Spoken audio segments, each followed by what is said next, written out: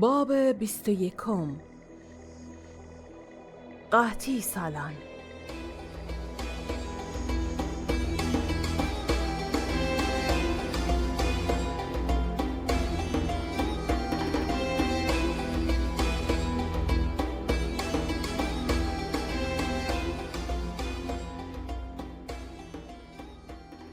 سال فراوانی کی بگذشته، مصر درون 7 سال قحطی شروع بوسته.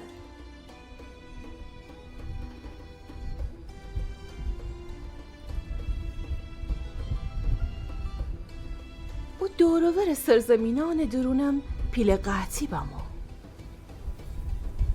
که شاورزی نو بود، خورد و خوراکیم نبود. ولی یوسف ایت عالم گندم باره کده بود. مردم جه هر طرف گندم هنه وسی اموی دی مصر.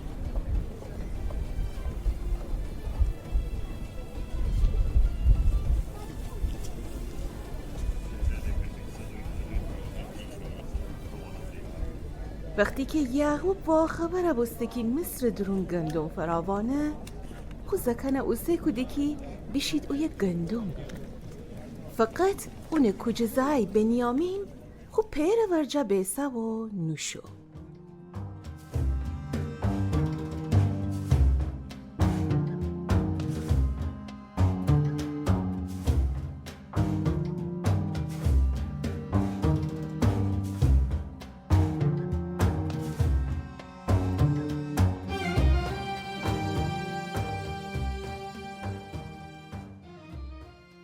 اون موقع یوسف سرزمین مصر درون حاکم بود. اون بود که مردم گندم فروختی. وقتی که اون برارن فرسیدی، یوسف پا جلو سجده بکدیدی.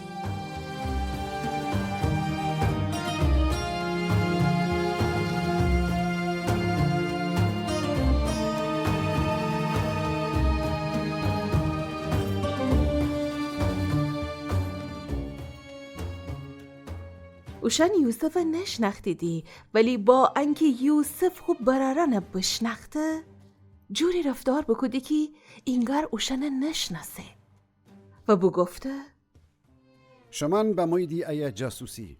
برارن بگفتیدی امان جاسوس نیم و گندم هینو وسی با موییم. امان 12 تا براریم. امی کوچه برار کنعان درون امی پیر ورجه بیسه و ایت جمعی برارنم بمرده. یوسف بگفته ایتا جشمان زندان درون بیسه. الباقی گندمان او سنید و وگردید شمی فامیلان ورجه کی بیشتری جانی میرید.